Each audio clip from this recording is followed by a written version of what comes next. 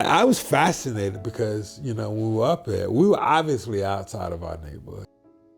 So my first experiences with Heron Run was with Whole Springs.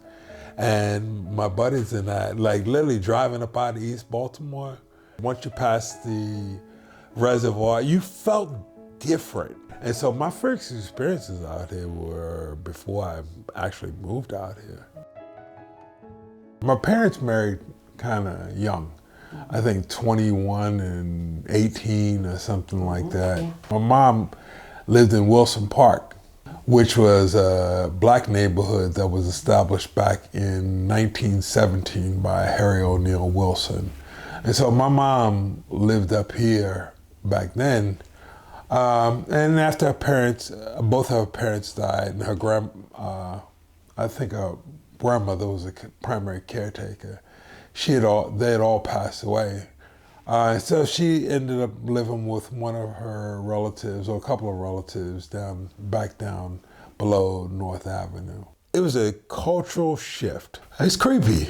I mean, it's the best way to describe it. At that point in time, I'd grown up in a heavily segregated Baltimore City, always kind of knowing where you belonged and what you could do. Like, you don't think about this until you get older. My father grew up in a tobacco town about an hour north of Durham, North Carolina, in a place called Kenbridge, Virginia.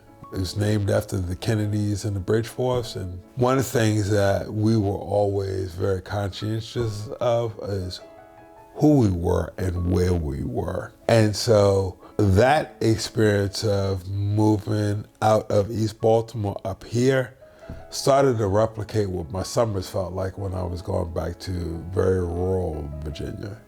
There were a set of black Bridge Force and Kennedys and a white set, and everybody knew what role they played. And like when we came up here, it was kind of similar. My father was an asthmatic. We lived in a community that belched smoke like down by Arco Steel. My father had almost died from asthma. We moved out this way. My father never had another asthma attack again. But we did have folks like in our local vicinity who would never let anything happen to us. This is a neighborhood when I first moved in, I didn't think we were going to survive it. My mom had to negotiate, schools were changing, the fabric of the schools were changing. She wanted to get her kids back into a parochial education. And so she took them up to St. Dominic's, and she took them down here to St. Francis. And I don't think it's unfair to say those were not really friendly places. They were not friendly churches. Been to a Catholic church, in some mid-ceremony, we extend our hand, and what do we offer? The sign of peace, right?